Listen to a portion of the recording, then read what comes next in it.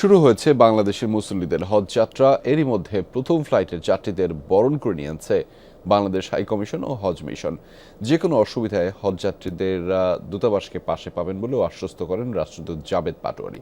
Saudi আরব থেকে সহকর্মী সেলিম উদ্দিনের পাঠানো তথ্যচিত্রে থাকছে বিস্তারিত।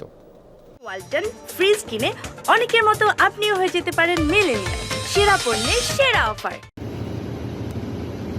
ফুল দিয়ে বরণ করে নেওয়া হচ্ছে বাংলাদেশি হজ যাত্রীদের। প্রথম হজ ফ্লাইটের 419 যাত্রীকে বরণ করে নিতে এই আয়োজন জেদ্দার বাংলাদেশ কনসুলেটের। সৌদি সময় বৃহস্পতিবার সকাল 11:30টায় শহরটির আব্দুল আজিজ বিমানবন্দরে পৌঁছান যাত্রীরা।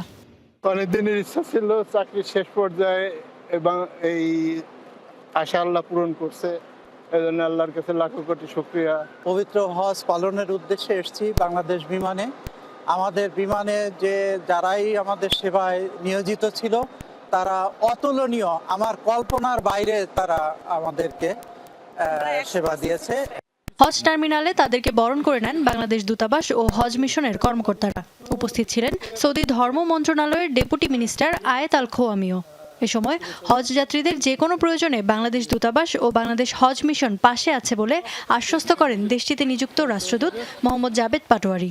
আমরা মনে করি যে আসলে এই পুরো প্রসেসটা আমাদের হাজিদের জন্য এটা একটা খুবই আনন্দদায়ক অভিজ্ঞতা বয়ে নিয়ে আসছেন এবং এটা হয়তো ভবিষ্যতে আরও কালক্রমে আরও উন্নত হবে এই প্রসেস।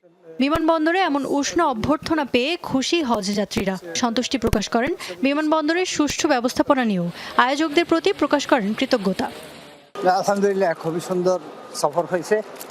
আল্লাহ তাআলা আমাদের হজটা যাতে হজ্জে মাবরুর হিসেবে কবুল করে। আল্লাহর কাছে লাখ লাখ শুকরিয়া, আল্লাহ যেন সুস্থভাবে আমাদের কাজকে সহজ সরল করে এবং আমাদের হজকে কবুল করে নেয়।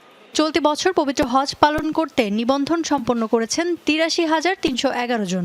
এর মধ্যে সরকারি ব্যবস্থাপনায় সৌদি যাচ্ছেন ৪,৪১৬ জন, বাকিরা যাচ্ছেন বেসরকারি ব্যবস্থাপনায়। ইফাত আরা খন্দকার, যমুনা নিউজ।